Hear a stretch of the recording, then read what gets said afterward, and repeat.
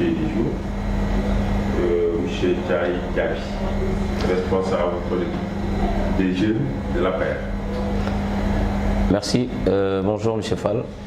Alors, M. Diaby, le prétexte de cette invitation, c'est pour retrouver avec l'ancien patron des jeunes de la paix, la semaine dernière, qu'est-ce que vous pouvez revenir sur le Sénégal? Bon, merci M. Fall. Juste par rapport à la jeunesse de la paix, c'est une occasion pour moi de rendre un vibrant hommage à toute la jeunesse. Cette jeunesse qui a accompagné le président Macky Sall et qui continue aussi de l'accompagner. Notre ex-coordinateur Abdoumou, qui vient de vraiment finir sa mission auprès de la jeunesse. Aujourd'hui, le président a fait un choix sur la personne de la directrice de la case des tout-petits, Mme Thérèse Diouf, qui est aujourd'hui la coordinatrice de la COJER. Donc je profite pour cette occasion de lui dire que bon vent et lui souhaiter plein succès par rapport à cette mission. La mission, elle est très difficile par contre. Je pense que c'est une occasion pour moi de lui dire de tendre la main à toute la jeunesse du Sénégal, de tendre la main à tous les responsables du parti. Parce qu'une structure de jeunes, c'est quelque chose de très complexe. Et c'est très complexe. Il arrive des moments où il y a des tendances dans les communes, dans les départements. Je pense qu'il faut avoir vraiment de la grandeur d'esprit et être à la hauteur pour pouvoir pallier à toutes ces questions. Donc la confiance du président sur sa personne, nous savons très bien sa loyauté vis-à-vis du président. Donc je lui souhaite plein succès, en tout cas en tant que membre de la COJER. Et aussi, je profite aussi de cette occasion de me retrouver avec Abdoumou. C'est juste pour faire comprendre à la jeunesse que c'était un combat de principe. C'était un combat de principe. Et nous allons continuer aussi à se battre pour ce même combat. Parce que nous ne pouvons pas faire appel à la bonne gouvernance. Nous ne pouvons pas faire appel à la rupture. Nous ne pouvons pas faire appel à incarner des valeurs républicaines et qu'il arrive des moments qu'on ait des comportements qui sont anti-républicains. Donc nous sommes là, nous travaillons pour le président, nous travaillons aussi pour cette République. Donc voilà un peu ce que j'avais à dire par rapport à la COJER. Alors, vous constituez en quelque sorte le chef de file des dissidents de la COJER. Aujourd'hui, votre discours a changé, ça dit que maintenant vous êtes entré dans les rangs. Bon, chef de file des dissidents, non, je ne suis pas un dissident, je suis un responsable du parti, un responsable qui a gagné au même titre que les responsables. Parce que quelqu'un qui a gagné 4 élections de suite depuis 2012, je pense qu'on ne peut pas nous étiqueter comme étant des dissidents. Au contraire, nous sommes là pour aider le président. Nous avons juste des principes, des valeurs à défendre. Donc nous restons sur cette position. Nous avons des positions. Donc ce sont ces positions qui nous permettent aujourd'hui aussi, demain, de faire face à toute forme de situation contre nature. Voilà.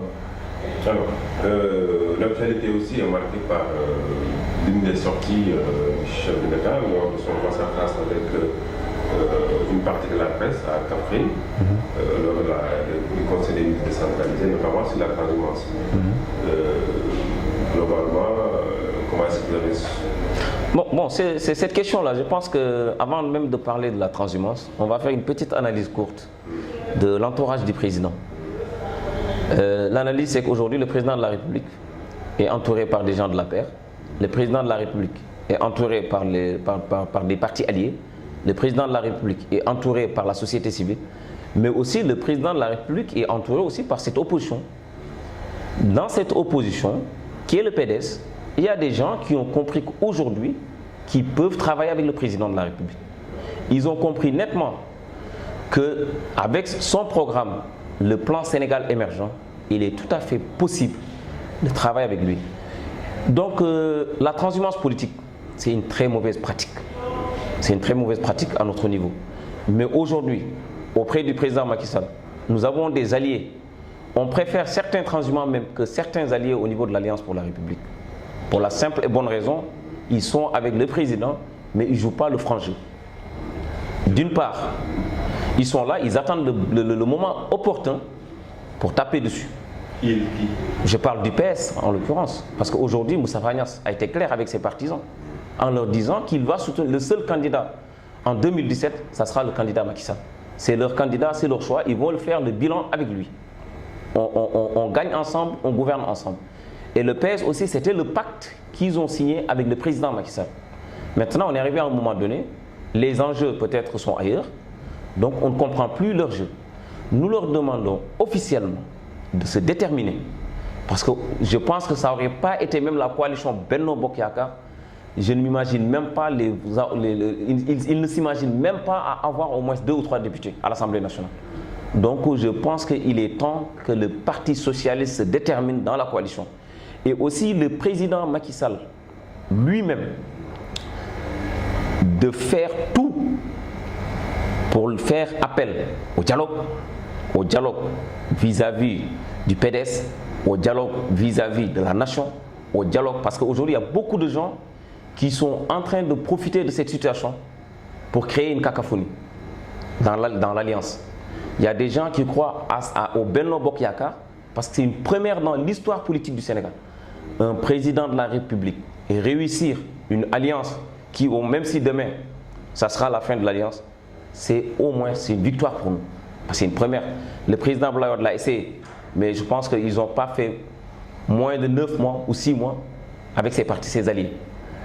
Le premier transhumant, je pense que de ce pays, les premières personnes qui nous ont appris ou qui ont appris à la nation, parce que nous sommes une nouvelle génération, nous ne connaissons même pas ce qu'est une transhumance, nous ne connaissons qu'un seul parti qui est l'Alliance pour la République.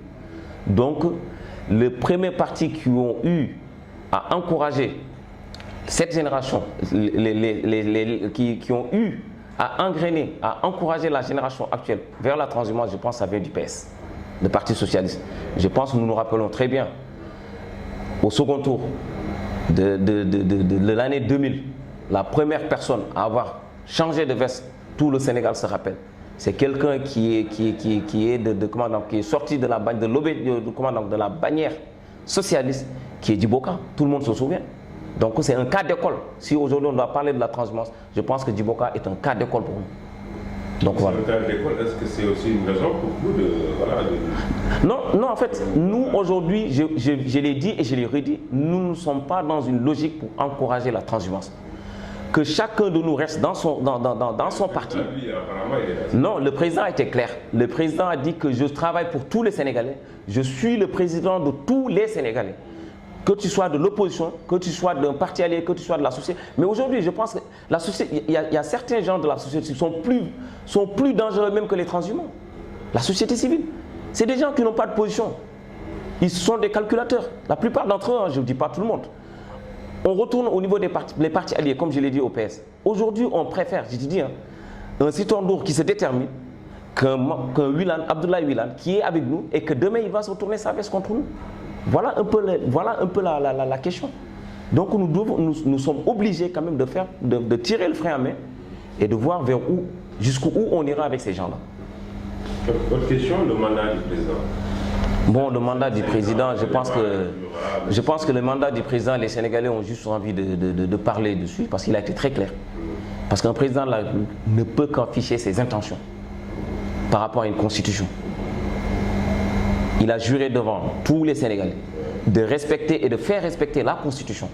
Mais de la même sorte, avant son accession au pouvoir, il a promis, il a juré là-bas et là il a promis aux Sénégalais qu'il va réduire son mandat à 5 ans. Donc restons voir. Il y a quand même des conditions, il y a des paramètres qu'il faut mettre en avant de faire quoi que ce soit. Donc pour rien au monde, on va pousser le président à être le premier, à être le deuxième à violer une constitution. Jamais, au plus grand jamais. Nous, jeunesse républicains, nous allons nous opposer à ça.